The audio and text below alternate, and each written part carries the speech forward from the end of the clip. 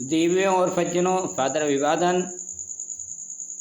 हमारे आत्मीय युग स्वयं सेवक, युग स्वयं सेविकाओं, कार्यकर्ताओं, स्वराज्य अभियान के नेतागणों, लोक नेताओं, भाइयों बहनों, देवियों एवं सज्जनों, युग तो बदलते रहते हैं, काल चक्र का परिवर्तन होता ही रहता है। सतयुग व कलयुग की महान संधि पर काल चक्र तो बदलने जा रहा है, जिसे हम लोग नई भाषा में नवयुग या नया युग कहते हैं।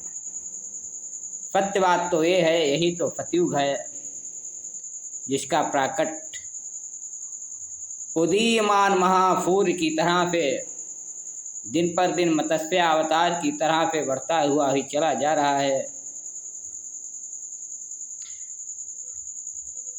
व्यक्ति से व्यक्ति, मन से मन को जोड़ने की एक सामाजिक कला, आध्यात्मिक कला, आर्थिक कला, वैज्ञानिक कला, कलात्मक कला, सांस्कृतिक, नैतिक कला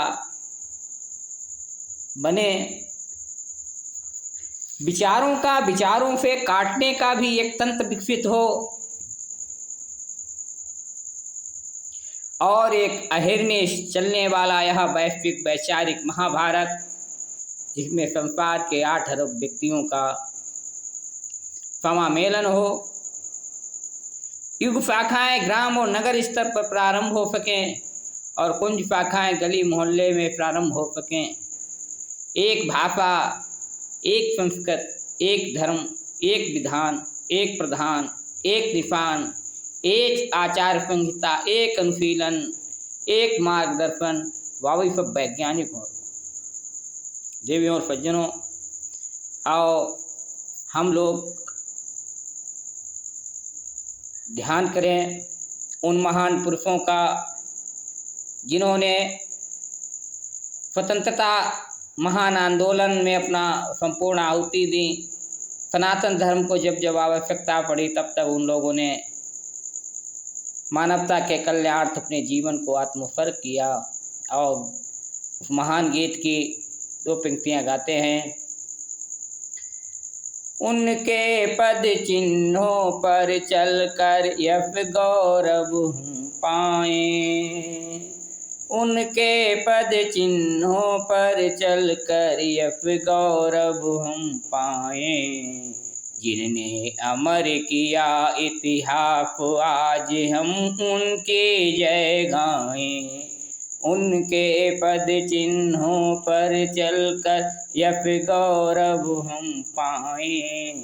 जिनने अमर किया इतिहास आज हम उनकी जय गाएं।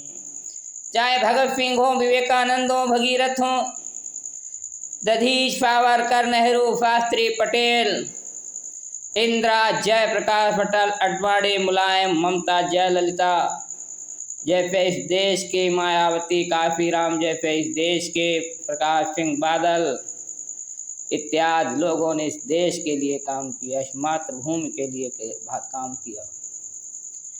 उनकी वंदना करें, उन क्रांतिवीरों की, नवप्रवर्तकों की, युग द्रष्टाओं की। राम प्रसाद बिस्मिल, आशफाक उल्ला खां, ठाकुर रोशन सिंह जैसे क्रांतिकारियों ने हंसते हंसते फांसी के फंदे को चूम लिया था।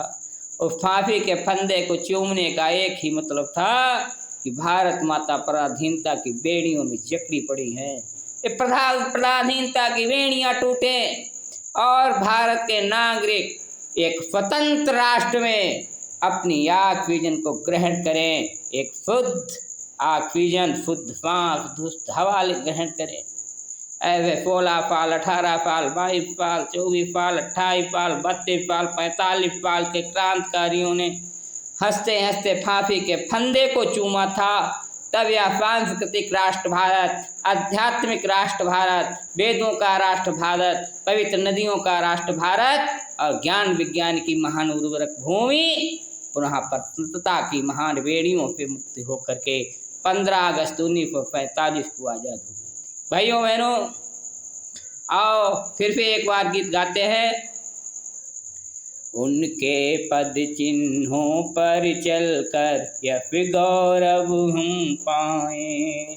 उनके पद चिन्हों पर चलकर यश गौरव हम पाएं कि जिनने अमर किया इतिहास आज हम उनकी जय गाएं। कि जिनने अमर किया इतिहास आज हम उनकी जय गाएं। भारत माता की जय, वेद माता गायत्री की जय, वंदे मातरम, भारतीय संस्कृत की जय।